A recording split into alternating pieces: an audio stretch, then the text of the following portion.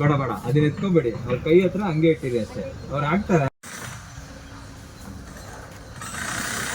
Sir ಸರಿ ಸರಿ ಅದು ಹಾಕಿ ಎಷ್ಟೊತ್ತೆಲ್ಲಿದ್ದ ಅಣ್ಣ?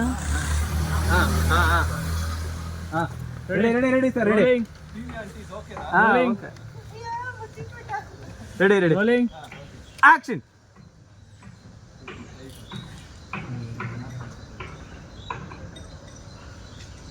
ಎಲ್ಲ smooth. Cut sir. Okay sir ಇದಾಯ್ತು, ಇದಾಯ್ತು. ಹಾಂ